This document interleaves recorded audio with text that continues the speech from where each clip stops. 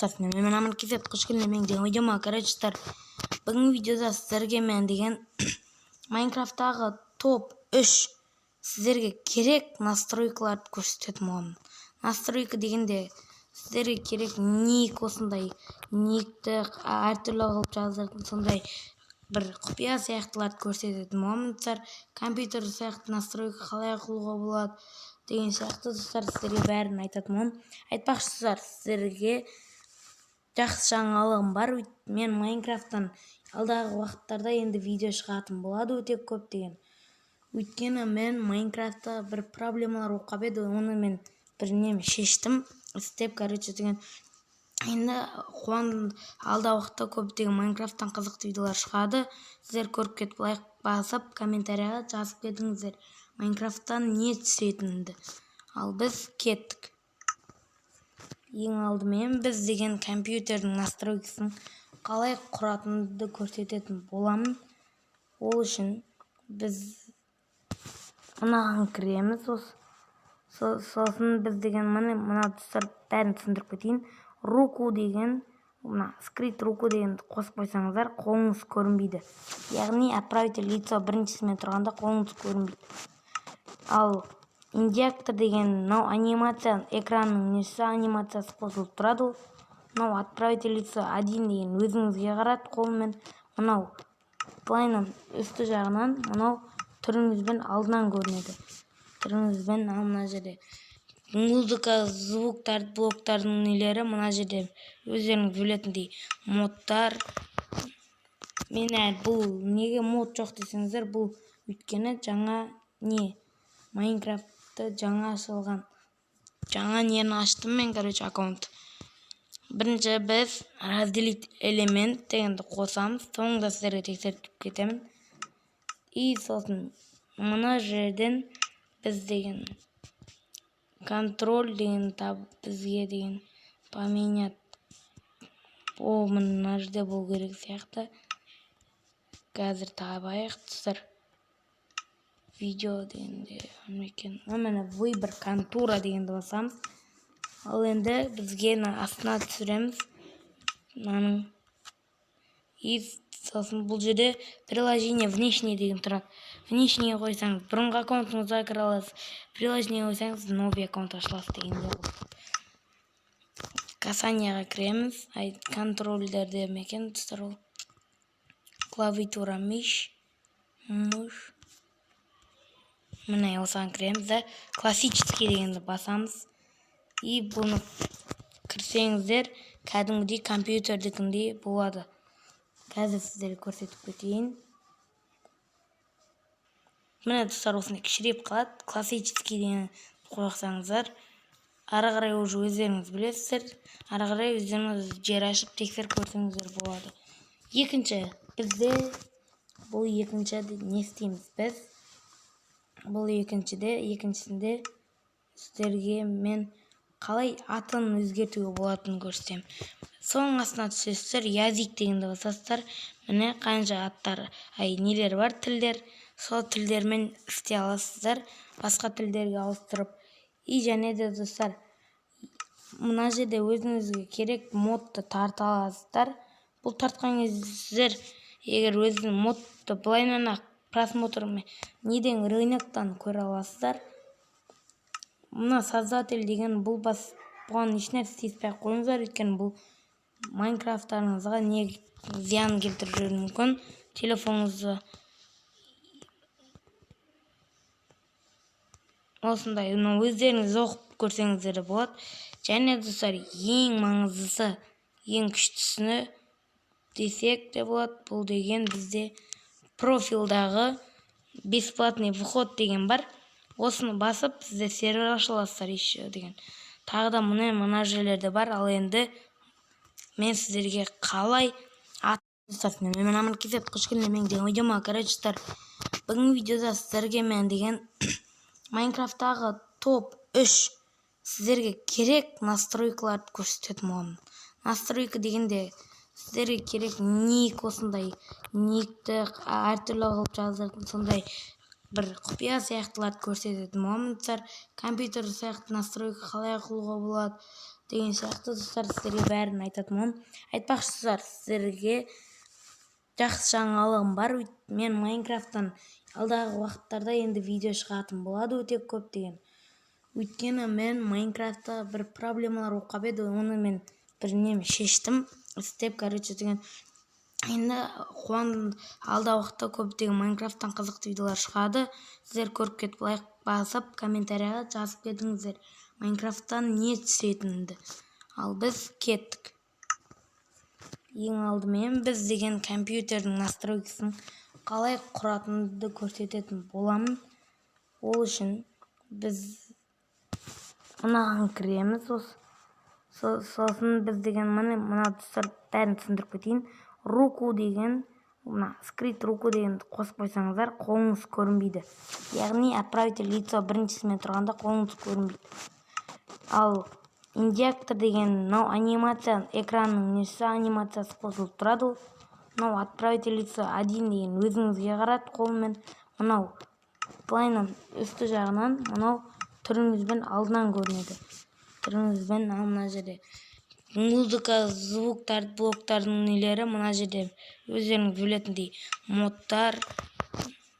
Мен бұл неге мод жоқ десеңіздер, бұл өйткені жаңа Майнкрафтты жаңа ашылған. Жаңа нені аштым мен, аккаунт. Бірінші біз разделить элемент дегенді қосамыз. Соңында сіздерге тексертіп кетемін. И сосын мына жерден біз деген контроль деген бізге деген поменять. О, мына жерде бұл керек сияқты. Қазір табайық достар. Видео дегенде мені выбор контура дегенді басамыз. Ал енді бізге астына түсіреміз.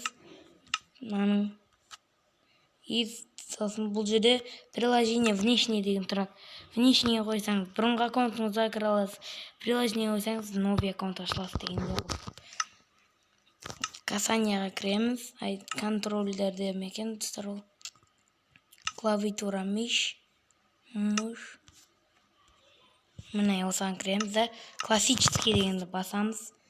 И бұны кірсеңіздер, кәдімгідей компьютердікіндей болады. Қазір сіздерге көрсетіп кетейін. Міне достар, осыны кішіреп қалады. Классический деген қойсаңыздар, ары қарай уже өздеріңіз білесіздер. Ары қарай өздеріңіз жер ашып тексеріп көрсеңіздер болады. Екінші, бізде бұл екіншіде не істейміз біз? Бұл екіншісінде сіздерге мен қалай атын өзгертуге болатынын көрсетемін. Соның астына түсесіздер, язик дегенді басасыздар. Міне қанша аттар, нелер бар, тілдер.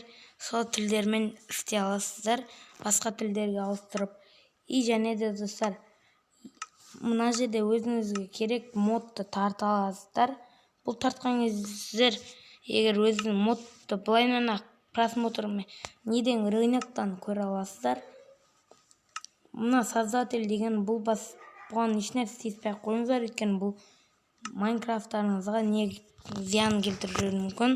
Телефоныңызды осындай өздеріңіз оқып көрсеңіздер болады.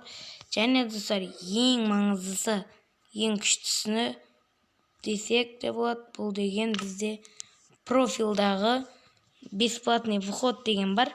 Осыны басып, сізде сервер ашыласыздар еще деген. Тағы да мына жерлерде бар. Ал енді мен сіздерге қалай атыңды әртүрлі түсті қылдыруға болатынын көрсетемін. Достар, ең бірінші мен сіздерге бір қызық көрсетейін. Достар, мені осыны да көрсететін боламын. Атыңыз әртүрлі болып айналып тұра береді, қараңыздар. Әртүрлі ат түсе береді. Көрдіңіздер ме достар?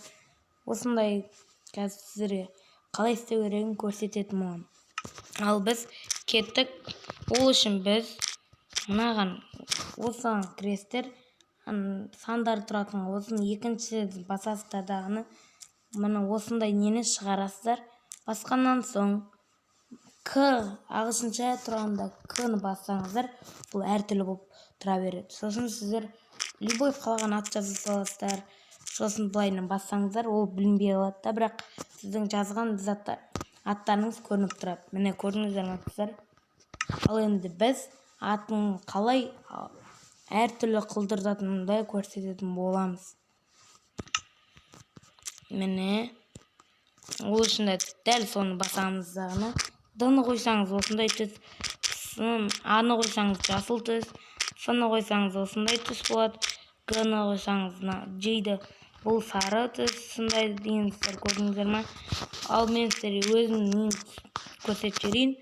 Аман. Тағы да екінші не істейтініңізде тағы да өйстіп қоясыздар дағыны. Басқа нені қоясыздар. Міне С-ны қойсаңыздар болады. Мен бірақ бұл жерде жасылды тауып алайық. Міне жасылды қойып KZ деп басам, және де осылай тұрады. Бұлай да істеуге болады достар. Әрқайсысын жеке-жеке, бірақ әртүрлі түс қылуға да болады. Міне осылай қоясыздар дағыны. Тағы да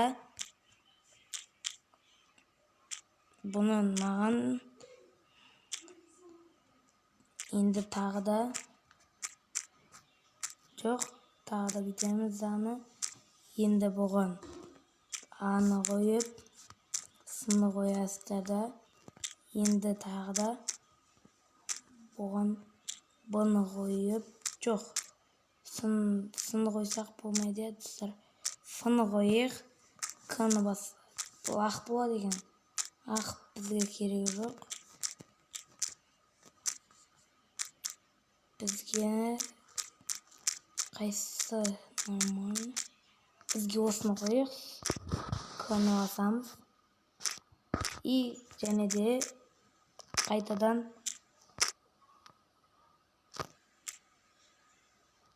мынау не болып кетті достар? Қазір қайтадан істей. Енді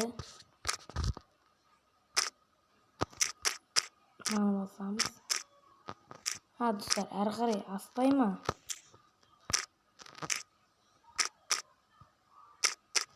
Достар, әрі қарай аспайды. Міне бірақ та бұлайнан көрінеді, әртүрлі түсі болып.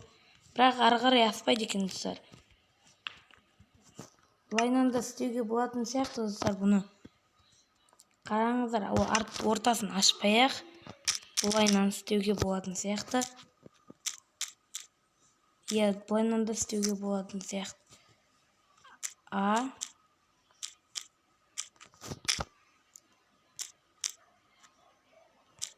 Бірін Г.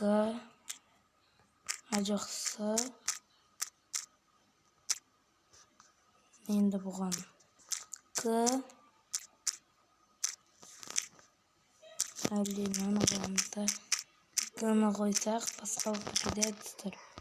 Мынау бәрін көріп шығайық. Мынаны қойық, Е-ні қоямыз. Міне қараңыздар. Енді қараңыздар, мен Саскеде жаздым, бірақ әртүрлі түспен. Көрдіңіздер ме? Күшті, өте күшті. Достар, өздеріңізді жасап көріңіздер. Ал видео ұнады деген ойдамын. Сіздермен болған мен Аман KZ. Видео ұнаса лайк басып, тіркеліп кетіңіздер. Қош.